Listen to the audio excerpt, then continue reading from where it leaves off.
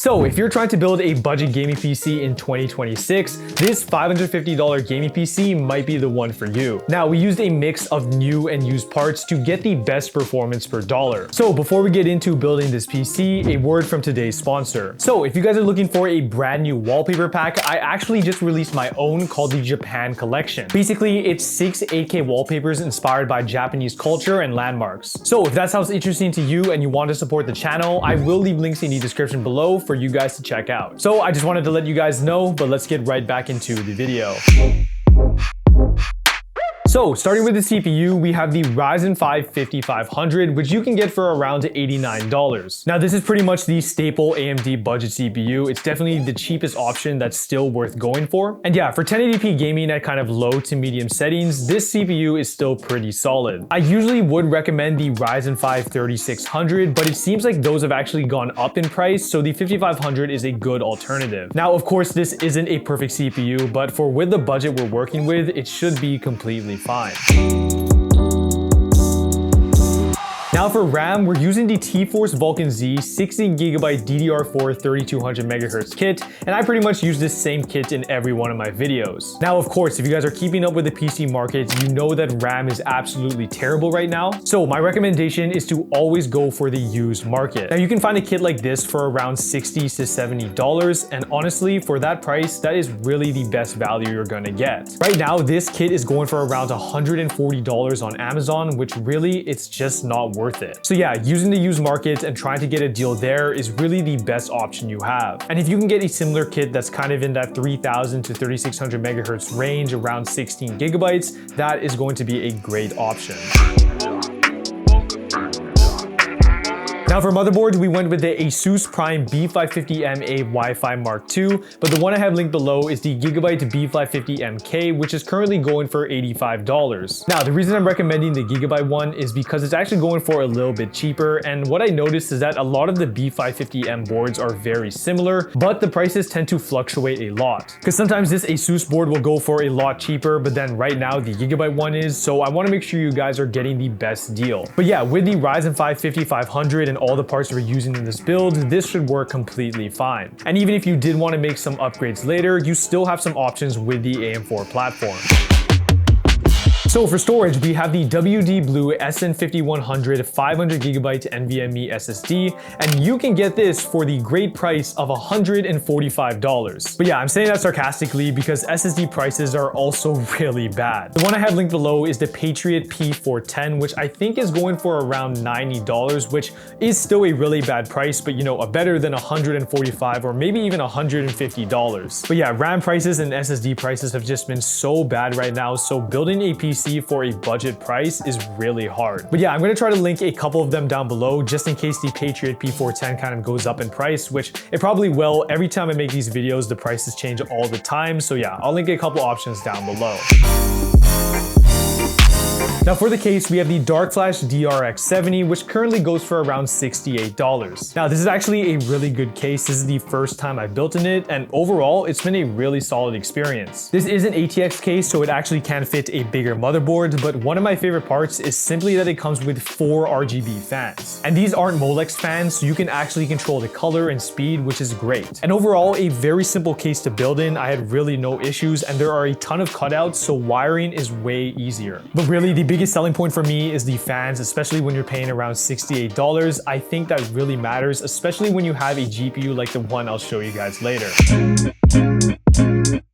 Now for the power supply, we have the MSI Mag A550BN, which you can get for around $55. Now this is probably my most used power supply by far, and the reason why I always go for it is number one, it's still a pretty reliable unit. I know it is only 80 plus bronze, but for $55, there really aren't that many options. And 550 watts is more than enough for the CPU and GPU we're pairing it with, so it should be completely fine. And yeah, I've used this power supply in a ton of different builds, and it just hasn't let me down, so that's why I just keep using it.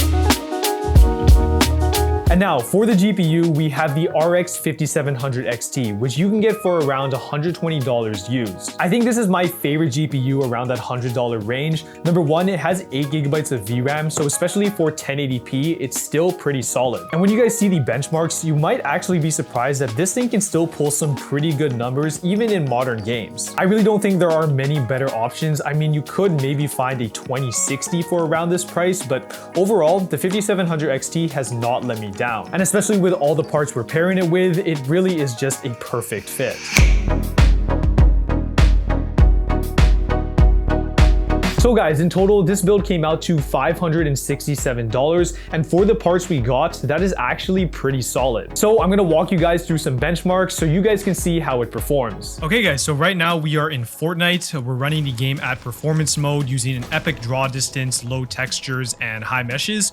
Right now, FPS is sitting in that 200 FPS range, which is pretty good. Of course, we're not actually in any fight right now, so we're gonna try to get some mats here, get some loot, and then get into a fight. Gonna be kind of hard to get, and we're dead.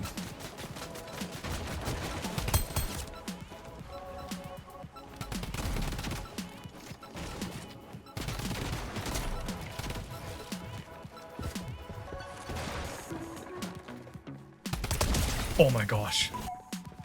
Oh my gosh.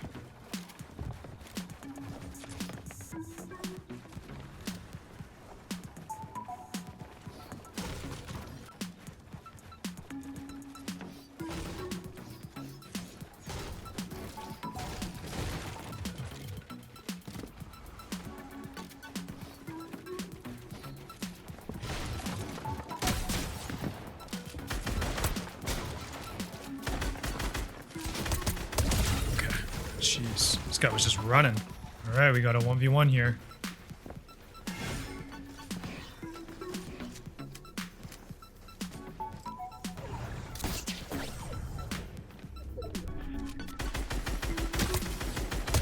All right, there we go. Got the win here, and FPS stayed really good. We were pretty much always in the 200 FPS range, which pretty good for Fortnite. So if you have a high refresh rate monitor, you'll have no issues whatsoever. But yeah, let's move on to the next game. All right, guys. So for the next game, we are in Arc Raiders at the medium preset.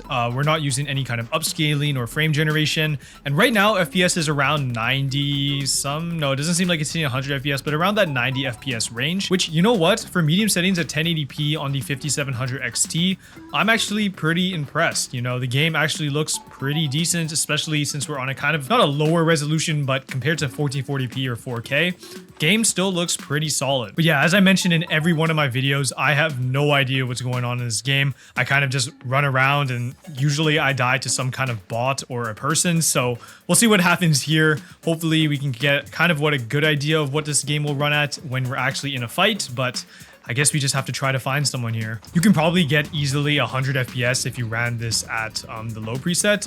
Right now we actually hit 100, but probably a more consistent 100 FPS if we ran at lower settings. And I don't think the game would look too much worse. Right now it looks pretty good already. So lowering everything down will probably just slightly make it look a little worse, but overall probably better because you'll have a higher FPS number anyways. Oh my gosh. This gun I have absolutely sucks. Okay, well, I don't know what I was doing, but yeah, FPS seemed pretty stable even throughout that entire fight. So let's just move on to a game that I can actually play, you know, a little bit decent in. All right, guys, so we are now in Marvel Rivals. We're running the game at 1080p using the low preset and FSR3 performance. And right now, FPS is actually pretty decent. We're in that kind of 110, 115 FPS range, which, you know what, for a $120 GPU is pretty impressive. So performance, you know, feels great. The latency as well doesn't seem like there's too much lag. So, you know what? Pretty impressive, especially for a game like Marvel Rivals. But yeah, let's see if we can get some kills here. I also suck at this game, so we'll see what we can do. I usually, we might be in trouble here. You could obviously drop this down to ultra performance, but then the game would look a lot worse. But you know what? Even at FSR3 performance here, the game doesn't even look that bad. You know, it's pretty clear. Doesn't look like there's like, of course, it looks like a little artifacted. There's a little bit of artifacting happening, sorry, but you know, not too shabby for a $550 gaming PC. I don't know what this does, but oh, we have 1500 health. Okay. Okay, back to, oh, we don't go back down to the Hulk. Oh, we are definitely dead here. Okay, well, You know, I got my kills, so let's move on now. Okay, guys, so I tried running COD Warzone, but it seems like the servers are currently down, actually. So we're going to end off here with CSGO 2, and we are at the medium preset on 1080p. And right now, FPS is kind of what I expected, around that 200 FPS range. So definitely really solid for a game like CSGO. Easily, we'll be able to use a high refresh rate monitor, and FPS seems to be stable even when getting into fights. So, you know what? Pretty good performance. So let's see if we can get some decent kills here.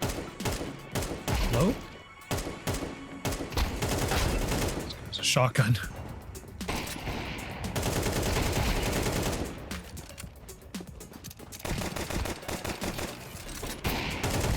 Alright, if I died to that guy.